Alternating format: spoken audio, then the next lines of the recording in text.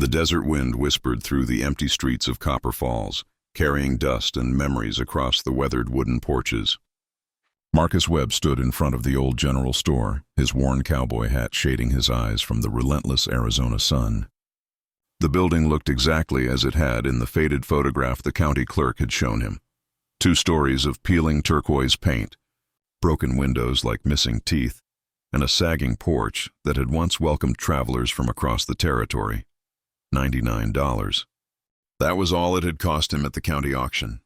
His friends back in Phoenix thought he was crazy. His sister, Elena, had begged him not to go through with it. But Marcus needed this. After losing his construction business and his marriage in the same terrible year, he needed something that was entirely his own, even if it was just a crumbling building in a ghost town 4 hours from anywhere. He pulled the rusty key from his pocket and approached the front door. The metal protested as he turned the lock, and the door swung open with a long, mournful creak that echoed through the empty interior. Sunlight streamed through the broken windows, illuminating particles of dust that danced in the still air like tiny spirits.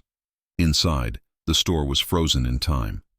Empty shelves lined the walls, their wood darkened with age. An old wooden counter stood near the back, its surface covered in a thick layer of dust. Behind it, cubbyholes that once held mail for the townspeople gaped empty and dark. The floorboards groaned beneath his boots as Marcus walked slowly through the space. His footsteps, the first human sounds these walls had heard in decades. He spent the first day just exploring, letting the building tell him its story. In one corner, he found old tin signs advertising soap and tobacco. Near the window, a rusted scale still stood, ready to weigh goods for customers who would never return. The late afternoon light painted everything in shades of gold and amber, and for the first time in months, Marcus felt something like peace settling into his bones. It was on the second day, while measuring the back room for potential renovations, that Marcus noticed something odd. The interior wall didn't match up with the exterior dimensions. He walked outside, counting his steps along the length of the building, then came back inside and counted again. There were 8 feet missing. His heartbeat quickened as he ran his hands along the back wall, searching for any sign of a door or opening. The wooden planks were vertical, painted the same faded green as the rest of the interior. He was about to give up when his fingers caught on something, a small irregularity in the wood, a gap no wider than a fingernail. Marcus found a crowbar in his truck and carefully worked it into the gap. The wood resisted at first, swollen with decades of desert heat and cold nights. Then, with a sudden crack, a section of the wall swung inward on hidden hinges, revealing a narrow door that had been sealed and painted over long ago. Beyond the door, darkness waited. Marcus retrieved his flashlight and stepped through the opening, his breath shallow with anticipation. The beam of light swept across a small windowless room that had been completely sealed off from the world.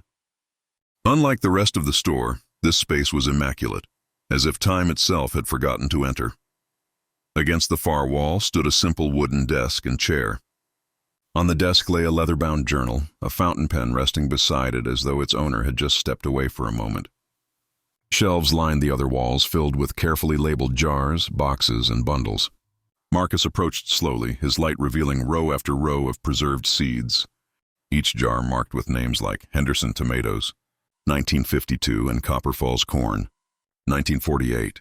He opened the journal with trembling hands. The first page bore a name written in careful script: Margaret Chen, proprietor. The entries that followed told a story that made Marcus's throat tighten with emotion. Margaret had run the general store with her husband Thomas for 30 years. They had been the heart of Copper Falls, keeping the community together through droughts and hard times. But as the copper mine played out and families began to leave, Margaret had grown worried. She wrote about watching the town die slowly, family by family, until only a handful of residents remained. In her final entries, written in the spring of 1963, Margaret described her plan.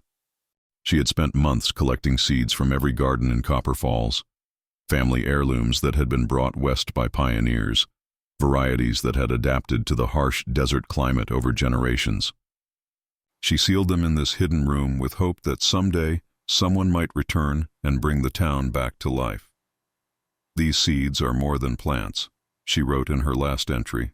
"They are the memory of every person who ever called this place home. They are the taste of Mrs. Henderson's tomatoes at the church social, The smell of Mr. Yamada's squash blossoms, the sound of children crunching into fresh corn at harvest time. If no one returns, at least I will know I tried to save something worth saving. Marcus stood in that sealed room for a long time, holding the journal and thinking about his own life. He had come to Copper Falls to escape, to hide from his failures in an empty building where no one would judge him. But Margaret Chen had seen the same emptiness differently. Where he saw endings, she had planted hope for new beginnings. Over the following weeks, Marcus drove to the State University in Flagstaff. The agriculture department was amazed by Margaret's collection. Many of the varieties had been thought lost forever. Botanists carefully cataloged each jar, and within months, seeds from Copper Falls were being distributed to heritage seed banks and small farms across the Southwest. Marcus decided to stay in the old general store. He patched the roof and replaced the windows. He painted the exterior in the same turquoise that had weathered so many desert seasons. And in the lot beside the building, he planted a garden using seeds from Margaret's collection. When spring came, the desert bloomed. Tomatoes grew heavy on their vines. Cornstalks rustled in the warm breeze. Squash blossoms opened their golden faces to the sun. Word spread and people began to visit, descendants of Copper Falls families, historians, gardeners seeking the old varieties. The general store came alive again, not as it had been, but as something new. Elena visited in June, walking through the garden with tears in her eyes. "You've found your place," she said simply, and Marcus knew it was true. He had bought an empty building for $99, hoping only for solitude. Instead, he had discovered that the most valuable things cannot be measured in money. Margaret Chen had left him a gift across the years, a reminder that even in the emptiest places, seeds of hope wait patiently for someone to believe in them again. Every evening now, Marcus sits on the old porch and watches the sunset paint the desert in impossible colors. The wind still whispers through Copper Falls, but it no longer sounds quite so lonely. And in the garden beside the general store, life grows from seeds that refuse to forget.